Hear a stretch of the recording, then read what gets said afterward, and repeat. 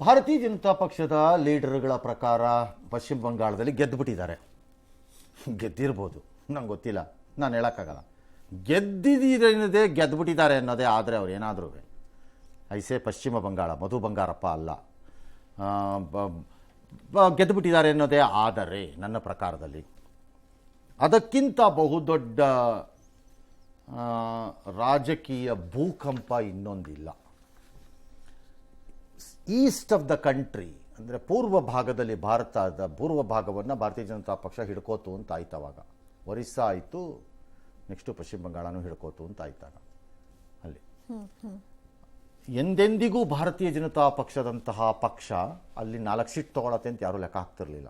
ಇವತ್ತು ಗೆದ್ದಿದ್ದೀವಿ ಅನ್ನೋ ಲೆವೆಲ್ಗೆ ಅವ್ರು ಬಂದಿದ್ದಾರೆ ಅಂತ ಅವ್ರು ಹೇಳ್ಕೊಳ್ಳೋದೇ ನಿಜ. ಆದರೆ ನನ್ನ ಪ್ರಕಾರ 92% ವೋಟಿಂಗ್ ಆಗಿರೋದು ದೊಡ್ಡ ಇತಿಹಾಸ ಅಲ್ಲ, ಇದೇ ದೊಡ್ಡ ಇತಿಹಾಸ ಆಗ್ಬಿಡ್ಬೋದು. ಎರಡನೇದು 85% ಆಗಿರೋ ತಮಿಳುನಾಡಿನಲ್ಲಿ ಏನಾರು ಅವರು ದೊಡ್ಡ ಸಂಖ್ಯೆಯಲ್ಲಿ ಗೆದ್ದಿದ್ದಾರೆ, ಅವರು ಕಂಟೆಸ್ಟ್ ಮಾಡಿರೋದ್ರ ಒಳಗಡೆನಲ್ಲಿ, ನಾನು ಹೇಳ್ತಿರೋದು ಕಂಟೆಸ್ಟ್ ಮಾಡಿರೋದ್ರೊಳಗಡೆ 26-27 ಮಾಡಿದರೆ, that's an another amazing revolution. ಅದು ಅಲ್ಲಿಗೆ ಭಾರತೀಯ ಜನತಾ ಪಕ್ಷಕ್ಕೆ ಕೋಟೆಗಳನ್ನು ಭೇದಿಸಲು ಈಗ ಉಳ್ಕೊಳ್ಳೋದು ಕೇರಳ ಒಂದೇ. ಇಡೀ ಭಾರತದಲ್ಲಿ ನಾರ್ತ್ ಈಸ್ಟರ್ನ್ ಈಶಾನ್ಯ ರಾಜ್ಯಗಳನ್ನು ಬ್ರೇಕೇ ಮಾಡೋಕ್ಕಾಗಲ್ಲ, ಅಲ್ಲಿ ಕ್ರಿಶ್ಚಿಯನ್ ಡಾಮಿನೇಷನ್ ಅಂತಿದ್ರು, ಬ್ರೇಕ್ ಆಯಿತು. ಉತ್ತರ ಪ್ರದೇಶದಲ್ಲಿ ಏಕಪಕ್ಷವಾಗಿ ಯಾವನು ಬರೋಕ್ಕೆ ಸಾಧ್ಯನೇ ಇಲ್ಲ ಅಂತಿದ್ರು, ಒಂದು ಹಂತದಲ್ಲಿ ಬ್ರೇಕ್ ಆಯಿತು. ಬಿಹಾರದಲ್ಲಿ BJP ಅಂತ ನಗುತ್ತಿದ್ರು, ಬೇಕಾದರೆ ಬ್ರೇಕ್ ಆಯಿತು. ಗುಜರಾತ್ನಲ್ಲಿ ಕಾಂಗ್ರೆಸ್ಸಿನ ಬಲಿಷ್ಠ ಕೋಟೆನ ಒಡೆದು ಚಿಂದಿ ಮಾಡಿಬಿಟ್ರು. ಮಹಾರಾಷ್ಟ್ರದಲ್ಲಿ ಪೀಸ್ ಮಾಡಾಕ್ಬಿಟ್ರು. ಹಾಗಾಗಿ ಐ ಡೋಂಟ್ ನೋ, ಈ 2 ರಾಜ್ಯಗಳು ರಾಜಕೀಯವಾಗಿಯೂ ಯಾವ ಹೊಸ ದಾಖಲೆಯನ್ನು, ಚರಿತ್ರೆಯನ್ನು ಬರೆಯುತ್ತೋ ಗೊತ್ತಿಲ್ಲ.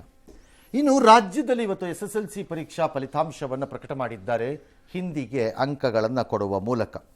ಅತಿ ಹೆಚ್ಚು ಫಲಿತಾಂಶ ಬಂದಿದೆ, 94%. ಈ ರಾಜ್ಯದ ತಮಿಳುನಾಡು ಮತ್ತು ಪಶ್ಚಿಮ ಬಂಗಾಳದ ಜನರ ಜೊತೆ ಕಾಂಪಿಟೇಷನ್ ಮಾಡಿರೋದು ಇವರೊಬ್ಬರೇ, 94%. ಆಲ್ ರೈಟ್, ಎಲ್ಲ ಗ್ರಾಮೀಣ ಮಕ್ಕಳು ಅವರು ಇವರು ಡ್ಯಾಶು ಬರ್ತಾರೆ. ದಕ್ಷಿಣ ಕನ್ನಡ ಫಸ್ಟ್ ಅಂತೆ, ಆಮೇಲೆ ಲಾಸ್ಟು ಗುಲ್ಬರ್ಗ ಅಂತೆ, ಡ್ಯಾಶ್. ಸೊ ಇನ್ನೊಂದು ಸರಿ 3ನೇ ಎಕ್ಸಾಮ್ ಇರಲ್ವಂತೆ, 2ನೇ ಪರೀಕ್ಷೆ ಮಾಡ್ತಾರಂತೆ. ಯಾರು ಬೇಕಿದ್ದ ಮಕ್ಕಳು ಅಂದರೆ 94% ಬಂದಿದೆ ಅಂದರೆ ಇನ್ನು 6 ಮಕ್ಕಳಿವೆ ಅಷ್ಟೇ, 100ಕ್ಕೆ 6 ಮಕ್ಕಳು ಯಾರು ಬೇಕಿದ್ದರೆ ತೊಗೋಬೋದು. ಆರೋಗ್ಯ ಇಲ್ಲ ಅಂತನೋ, ಮನೇಲಿನೋ ನಡೆದಿತ್ತು ಅವತ್ತು ನನಗೆ ಎಕ್ಸಾಮ್ ಬರೆಯೋಕ್ಕಾಗಲಿಲ್ಲ ಅಂತಾನೋ, ಏನೋ ಒಂದು ಕಾರಣ ಇದ್ದರೆ, ಅಥವಾ ನಾನು ಬರೆದಿದ್ದೆ ಅವತ್ತು ನನಗೆ ಜ್ವರ ಬಂದಿತ್ತು ಬರೆಯೋಕ್ಕಾಗಲಿಲ್ಲ, ತಪ್ಪಾಗೋಗಿತ್ತು ಅಂತನೋ ಬೇಕಾದ್ರೆ ತೊಗೊಳ್ಬೋದು. 3ನೇ ಎಕ್ಸಾಮ್ ಅಂತೂ ಇರಲ್ಲ.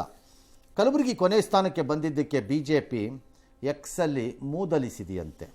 ಅದಕ್ಕೆ ಪ್ರಿಯಾಂಕ್ ಖರ್ಗೆ ನನ್ನ ನಿಂದಿಸಿ ಆದರೆ ಮಕ್ಕಳನ್ನ ಅಪಹಾಸ್ಯ ಮಾಡಬೇಡಿ ಅಂತ ಪೋಸ್ಟ್ ಮಾಡಿದಾರಂತೆ. ನನ್ನ ಪ್ರಕಾರ ಭಾರತೀಯ ಜನತಾ ಪಕ್ಷ ಮಾನ ಮರ್ಯಾದೆ ಅನ್ನೋದೇನಾದ್ರು ನಿಮಗಿದ್ದರೆ ಇಂಥ ವಿಚಾರದಲ್ಲಿ ಆಟ ಆಡಬೇಡಿ ಮತ್ತು ಚೆಲ್ಲಾಟ ಆಡಬೇಡಿ. Don't be idiots. ಈ ಥರದ್ರಲ್ಲೆಲ್ಲ ಹಾಕಿ ಆಯಿತು, ನಾಳೆ ನೀವು ಅಧಿಕಾರಕ್ಕೆ ಬರ್ತೀರಿ ಅಂತ ಇಟ್ಕೊಳ್ಳೋಣ, ಗುಲ್ಬರ್ಗ ಮತ್ತೆ ಲಾಸ್ಟ್ ಬರುತ್ತೆ ಅಂತ ಇಟ್ಕೊಳ್ಳೋಣ. ಆಗ ಯಾವನ್ ಕಪಾಳಕ್ಕೆ ಹೊಡಿಬೇಕು BJPನಲ್ಲಿ ನಾನು? ಅದಕ್ಕೆ ಸರ್ಕಾರ ಹೇಗೆ ಹೊಣೆ? ಆಗ ಯಾವನ್ ಕಪಾಳಕ್ಕೆ ಹೊಡಿಲಿ ಹೇಳಿ? BJPಯ ಘನಂದಾರಿ ಘನತೆ ವೆತ್ತ ವಿಶ್ವವಿಖ್ಯಾತ ವೀರರು ಇದೀರಲ್ಲಪ್ಪ, ಚುಚ್ಕೊಂಡು ಬರ್ಕೊಳ್ಳೋಕ್ಕೆ ನೀವೇ ಕಾಮನ್ ಸೆನ್ಸ್ ಬೇಡ. ಯಾರ ಜೊತೆ ಆಟ ಆಡ್ತಿದ್ದೀರಿ ಅಂತ ನಿಮ್ಮ ದರಿದ್ರ ದುಷ್ಟರಾಜಕೀಯ ಏನಾರು ಮಾಡ್ಕೊಂಡು ಸಾಯಿರಿ. ಮಕ್ಕಳ ಜೊತೆ ಯಾಕೆ ಆಟ ಆಡಕ್ಕೆ ಹೋಗ್ತೀರಿ? ಯಾರು ನಿಮ್ಮ ಪ್ರಿಯಾಂಕ ಖರ್ಗೆ ಹೋಗಿ ಫೋನ್ ಮಾಡಿ ಹೇಳಿರ್ತಾರ ಎಲ್ಲ ಮಕ್ಕಳಿಗೂ ಲಾಸ್ಟ್ ಬನ್ನಿ ಅಂತ? ಕಾಮನ್ ಸೆನ್ಸ್ ಬೇಡ ನಿಮ್ಗಳಿಗೆ? ಆಮೇಲೆ ಆಯಿತು, ನಾನು ಅವತ್ತು ಹೇಳಿದ್ದೀನಿ, ಯಾರು ಒಬ್ಬ ಲಾಸ್ಟಿಗೆ ಬರಲೇಬೇಕಲ್ಲಪ್ಪ. ಭಾರತ ಭ್ರಷ್ಟರಾದ ದೇಶಗಳಲ್ಲಿ ಎಷ್ಟನೇ ಸ್ಥಾನ ಅಂತ ಹೇಳ್ರಿ BJPಯವರು, ಹೇಳ್ರಿ ಭ್ರಷ್ಟ ದೇಶಗಳಲ್ಲಿ ಎಷ್ಟನೇ ಪಟ್ಟಿಲಿದ್ದೀವಿ? ಅಯೋಗ್ಯರನ್ನು ತೊಗೊಂಬಂದು ಯಾವನು ಬರೆಯೋನು ಇದನ್ನೆಲ್ಲ ಕೂತ್ಕೊಂಡು ಮಕ್ಕಳ ಜೊತೆ ಆಟ ಆಡಬೇಡಿ. ಬೇರೆ ನೀವು ಏನಾದ್ರು ಮಾಡ್ಕೊಂಡು ಹಾಳಾಗಿ. ಅಲ್ಲಿ ರೋಡ್ ಇಲ್ಲ ಗುಲ್ಬರ್ಗದಲ್ಲಿ, ಹಾಕಿ. ಶಾಲೆ ಇಲ್ಲ ಅಲ್ಲಿ, ಹಾಕಿ. ಕುಡಿಯೋಕ್ಕೆ ನೀರಿಲ್ಲ ಅಲ್ಲಿ, ಹಾಕಿ. ಯಾರು ಬೇಡ ಅಂದಿರೋನು? ಇಷ್ಟು ವರ್ಷ ಖರ್ಗೆ ಅವರು ಫ್ಯಾಮಿಲಿಯವರು ಅಲ್ಲಿ ಆಡಳಿತ ನಡೆಸಿದ್ದೀರಲ್ಲ, ಏನು ಕಡಿತಾ ಇದ್ದೀರಿ? ಹಾಕಿ. ಬೇಡ ಅಂದಿಲ್ಲ. ಮಕ್ಕಳ ವಿಚಾರದಲ್ಲಿ ಹೋಗಿ ಆಟ ಆಡಕ್ಕೆ ಹೋಗಬೇಡಿ, ಯಾರಿಗೋ ಲಿಂಕ್ ಮಾಡ್ಕೊಂಡು. It's very bad and bad in taste. S,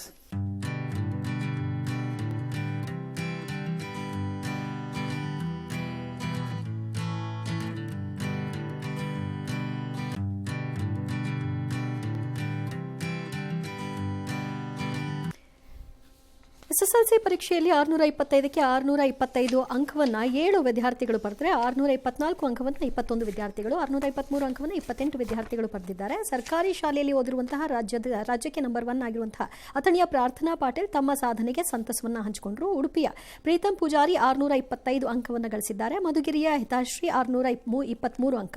ಕೋಲಾರದಲ್ಲಿ ಆಂಬ್ಯುಲೆನ್ಸ್ ಮೂಲಕ ಸ್ಟ್ರೆಚರ್ನಲ್ಲೇ ಮಲಗಿ ಪರೀಕ್ಷೆಯನ್ನು ಬರೆದಂತಹ ಕುಸುಮ 374 ಅಂಕವನ್ನು ಗಳಿಸಿದ್ದಾರೆ. ಸದ್ಯ ಆಕೆ ಇನ್ನೂ ಬೆಂಗಳೂರಿನಲ್ಲಿ ಟ್ರೀಟ್ಮೆಂಟ್ ಪಡ್ಕೊಳ್ತಾ ಇದ್ದಾರೆ. ಚಿಕಿತ್ಸೆ ವೆಚ್ಚ ಭರಿಸಲಾರದೆ ತಂದೆ ಕಿಡ್ನಿ ಮಾರೋದಕ್ಕೂ ಕೂಡ ಮುಂದಾಗಿದ್ರು. ನಂತರ ಶಾಸಕ ಸುರೇಶ್ ಕುಮಾರ್ ಅವರು ಮುಂದಾಗಿ ಮುಖ್ಯಮಂತ್ರಿಗಳ ಕಚೇರಿಗೆ ವಿಷಯವನ್ನು ತಂದು ಪರಿಹಾರ ಕೊಡಿಸಿ ಟ್ರೀಟ್ಮೆಂಟ್ಗೆ ನೆರವಾದರು. ಹಾವೇರಿಯ ನೆಗಳೂರು ಗ್ರಾಮದ ವಿದ್ಯಾರ್ಥಿ ಭರತ್ 614 ಅಂಕವನ್ನು ಗಳಿಸಿದ್ದಾರೆ. ಇನ್ನು ಚಿಕ್ಕಮಗಳೂರಿನ ಅವ್ರ ತಂದೆ ಬೈಕ್ ಗ್ಯಾರೇಜ್ ಒಂದರಲ್ಲಿ ಕೆಲಸ ಮಾಡ್ತಾರೆ. ಫಸ್ಟ್ ಖುಷಿ ಆಗ್ತಿದೆ ಸರ್, ತುಂಬ ಖುಷಿ ಆಗತ್ತೈತ್ರಿ. ಎಕ್ಸ್ಪೆಕ್ಟೇಷನ್ ಐತ್ರಿ ಸರ್, ಅಂದ್ರೆ 620 ಮೇಲೆ ಬರ್ಬೋದು ಅಂತ ಐತ್ರಿ. ಕರೆ 625ಕ್ಕೆ 625 ಬರುತ್ತಂತ ನಿರೀಕ್ಷೆ ಮಾಡಿದ್ವಿ. ನಮ್ಮ ಸ್ಕೂಲ್ ಒಳಗಿನ ಟೀಚರ್ಸು, ಆಮೇಲೆ ನಮ್ಮ ಹೆಡ್ ಮಾಸ್ಟರ್ಸು, ನಮ್ಮ ಪೇರೆಂಟ್ಸು ಎಲ್ಲರೂ ಭಾಳ ನಮ್ಗೆ ಅಂದ್ರೆ ಪ್ರೋತ್ಸಾಹ ಮಾಡು, ಆಮೇಲೆ ಸೋರ್ಸಸ್ ಎಲ್ಲ ತಂದು ಕೊಡ್ತೀವಿ ಸರ್. ಹೋಮ್ವರ್ಕ್ ಇರಲಿ, ರೈಟಿಂಗ್ ವರ್ಕ್ನೆಲ್ಲ ಮಾಡಿಕೊಂಡು ಅದ್ರ ನಂತರ ಕೂತ್ಕೊಂಡು ಗೋಲ್ ಸೆಟ್ ಮಾಡ್ತಿದ್ದೆ. ಇಂತಿಷ್ಟನ್ನು ಮುಗಿಸ್ಬೇಕಂತ ನಾನು, ಅಂದರೆ ಇಂತಿಷ್ಟು ಅವರ್ ಓದಬೇಕಂತ ನಾನು ಸೆಟ್ ಮಾಡ್ಕೊತಿರ್ಲಿಲ್ಲ. ಇಂತಿಷ್ಟು ಗೋಲ್ ಸೆಟ್ ಮಾಡ್ತಿದ್ದೆ, ಅಂದರೆ ಈ ಸಬ್ಜೆಕ್ಟಿಂದ ಇಂತಿಷ್ಟನ್ನು ಇವತ್ತು ಓದ್ಕೊಳ್ಬೇಕು ಅಂತ. ಪರ್ ಮಂತ್ ನಮ್ಮ ಶಾಲೆಯಿಂದ ಅವರು ಯೂನಿಟ್ ಟೆಸ್ಟ್ ಅಂತ ಮಾಡ್ತಾಯಿದ್ರು. ಆ ಯೂನಿಟ್ ಟೆಸ್ಟಲ್ಲೂ ಸಹ ಅಂದರೆ ಆ ಪರ್ ಮಂತ್ ಪೋರ್ಷನನ್ನು ನಾನು ಆ ಮಂತಲ್ಲಿ ಪರ್ಫೆಕ್ಟ್ ಮಾಡ್ಕೊಳ್ಳೋಕ್ಕೆ ಟ್ರೈ ಮಾಡ್ತಿದ್ದೆ. ಎಲ್ಲ ನಮ್ಮ ಅಪ್ಪ ಅಮ್ಮನ ಕನಸು, ಟೀಚರ್ಸ್ ಎಲ್ಲ ಅದು ನನಸಾಗಿದೆ. ಖುಷಿ ಇದೆ. ಎಫರ್ಟ್ಸ್ ಹಾಕಿದ್ದೆ, ನಮ್ಮದು ಬಂದಿದೆ. ಹಾಗೆ ಅವರ್ಸ್ಗಿಂತ ಎಷ್ಟು ಟಾಪಿಕ್ಸ್ ಇತ್ತು ಅಷ್ಟು ಕವರ್ ಮಾಡೋದಿತ್ತು. ಡೈಲಿ ಇಷ್ಟು ಓದಬೇಕು ಅಂತ ಇತ್ತು. ಆ ಟಾರ್ಗೆಟ್ ಕಂಪ್ಲೀಟ್ ಮಾಡ್ತಾ ಇದ್ದು. ಸೊ ಸ್ಕೂಲಲ್ಲಿ ತುಂಬ ಸಪೋರ್ಟ್ ಕೊಟ್ಟಿದ್ದಾರೆ. ಎಷ್ಟೇ ಹೊತ್ತಿಗೆ ಎಷ್ಟೇ ಡೌಟ್ಸ್ ಕೇಳಿದ್ರು ಎಲ್ಲ ಇವಾಗ ಏನು ಹೇಳಬೇಕು ಗೊತ್ತಾಗ್ತಿಲ್ಲ. ಬಟ್ ಖುಷಿ ಅದು ತುಂಬ ಇದೆ. ನಾನು ಕಷ್ಟಪಟ್ಟಿದ್ದಕ್ಕೆಲ್ಲ ಹೆಲ್ಪ್ ಆಗಿದೆ ಅಂತ ಅನಿಸ್ತಾ ಇದೆ. ಸ್ಕೂಲ್ ಇದ್ದಾಗ ಹೆಂಗೂ ಮನೇಲಿ ಹೆಚ್ಚು ಕಾಲ ಖುಷಿ ಆಗೇ ಆಗುತ್ತೆ. ಟೀಚರ್ಸ್ ಹೇಳೋರು ಇದನ್ನು ಓದ್ಕೋ, ಅವ್ರು ಅಡ್ವೈಸ್ ಮಾಡೋರು ಅದನ್ನು ಓದ್ತಾ ಇದ್ದೆ. ಎಜುಕೇಷನ್ನಿಗೆ ಅದು ಮ್ಯಾಟ್ರ್ ಆಗಲ್ಲ, ಹಳ್ಳಿನ ಸಿಟಿನ ಅಂತ. ಕ್ವಾಲಿಟಿ ಎಜುಕೇಷನ್ ಇದ್ದರೆ ಯಾರೇ ಅಂದರೂ ತೆಗಿಬೋದು. ನಮ್ಮ ಸ್ಕೂಲಲ್ಲಿ ಕ್ವಾಲಿಟಿ ಎಜುಕೇಷನ್ ಕೊಡ್ತಾರೆ. That's true. ಕ್ವಾಲಿಟಿ ಎಜುಕೇಷನು ಪಾಠ ಮಾಡೋ ಸ್ಕೂಲ್ಸು, ಗೈಡ್ ಮಾಡೋ ಸ್ಕೂಲ್ಸ್ ಕರೆಕ್ಟಾಗಿದ್ದರೆ ಅದು ಸರ್ಕಾರಿ ಸ್ಕೂಲು ಅವೆಲ್ಲ ವರ್ಕ್ ಆಗಲ್ಲ.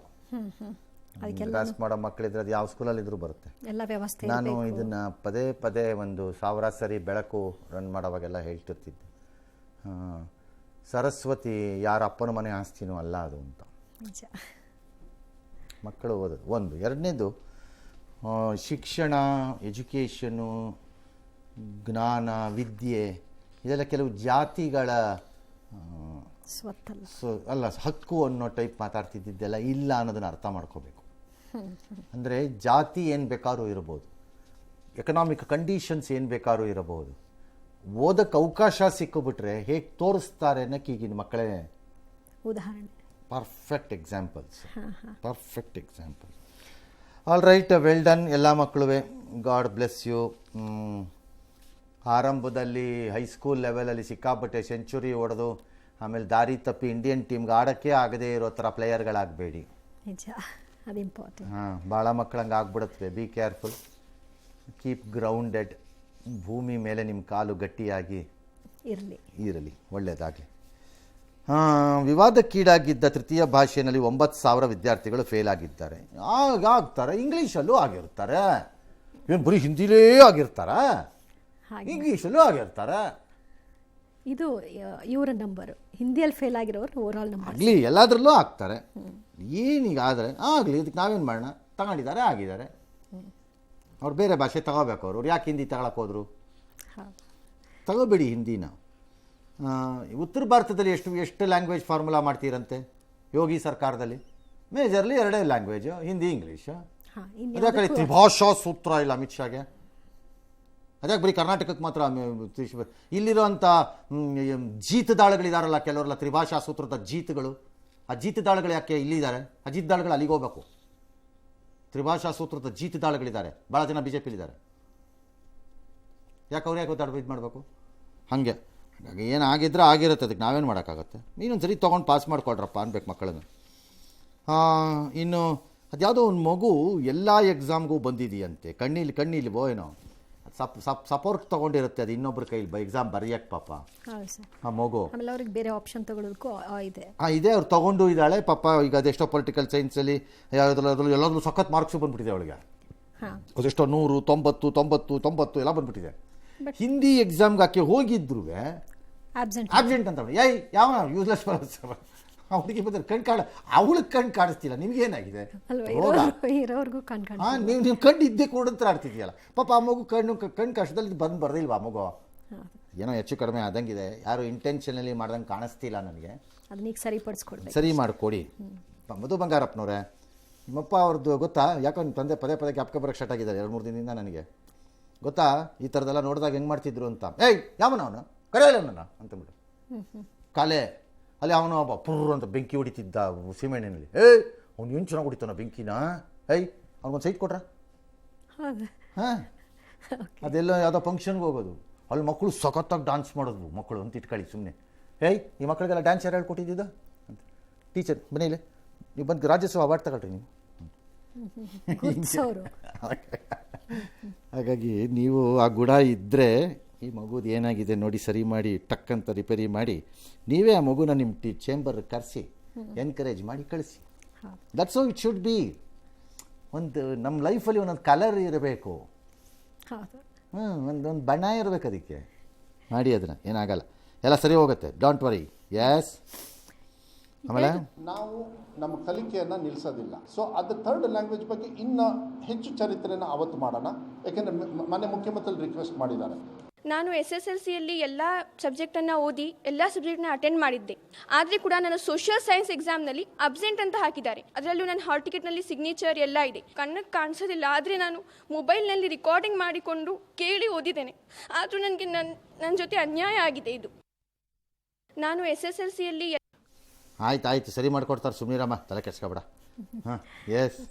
2 ದಿನಗಳ CET ಪರೀಕ್ಷೆ ಆರಂಭವಾಗಿದೆ. ಇವತ್ತು ಮೊದಲ ದಿನ ಭೌತಶಾಸ್ತ್ರ ಹಾಗೂ ರಸಾಯನಶಾಸ್ತ್ರ ಪರೀಕ್ಷೆ ನಡೆಯಿತು. ಚಿಕ್ಕಮಗಳೂರು ನಗರದ MS ಕಾಲೇಜಿನಲ್ಲಿ ವಿದ್ಯಾರ್ಥಿನಿಯಗೆ ಮೂಗುತಿ ಹಾಕೊಂಡ್ಬಂದಿದ್ದರಿಂದ ಗಮ್ ಟೇಪ್ ಹಾಕಿದ್ದಾರೆ. ಮಂಡ್ಯದ KR ಪೇಟೆಯಲ್ಲಿ ಓಲೆ, ಸರ, ದಾರ ಎಲ್ಲವನ್ನು ಕೂಡ ಚೆಕ್ ಮಾಡಿ ನಂತರ ಬಿಟ್ಟಿದ್ದಾರೆ. ಮುಖಾನು ಸ್ಕ್ಯಾನ್ ಮಾಡಿಬಿಟ್ಟಿದ್ದಾರೆ. ಇನ್ನು ಇವತ್ತಿನ ಪರೀಕ್ಷೆಗೆ 96% ವಿದ್ಯಾರ್ಥಿಗಳು ಹಾಜರಾಗಿದ್ರು. ಕೆಲವು ಕಡೆಗಳಲ್ಲಿ ಎಲ್ಲೋ ಹೋಗಬೇಕಾಗಿತ್ತು, ಇನ್ನೆಲ್ಲೋ ಹೋಗಿದ್ರು. ಕನ್ಫ್ಯೂಷನ್ ಆಗಿದ್ದ ಮಕ್ಕಳಿಗೆ ತೊಂದರೆ ಆಗಬಾರ್ದು ಅಂತ ವ್ಯವಸ್ಥೆ ಮಾಡಿದ್ರು. ಅದ್ಯಾವುದೋ ಮಗು ಅದ್ಯಾವುದೋ BGSದು ಎಕ್ಸಾಮ್ ಬರೆಯ ಅಂತಂದ್ರೆ ಕೆಂಗೇರಿ ಹತ್ರಕ್ಕೆ ಹೋಗ್ಬಿಟ್ಟಿದ್ದಾನಂತೆ, ಮಹಾಲಕ್ಷ್ಮಿ ಲೆಟ್ರಿಗೆ ಹೋಗೋಕ್ಕೆ. ಹೌದು, ಆಮೇಲೆ ಯಾರೆಲ್ಲ ಐಡಿಯಾ ಮಾಡಿ ಹಾಳಾಗಲಿ ಕೂತ್ಕೊ, ಇಲ್ಲೇ ಬರೀ ಬರ್ಸಿ ಅಂತ. ಇನ್ಯಾರೋ ಮಗು ಶಿವಮೊಗ್ಗಕ್ಕೆ ಬರ ಅಂತಂದ್ರೆ ಅದೆಲ್ಲ ಸಾಗರಕ್ಕೆ ಹೋಗಿದ್ದಾನಂತೆ.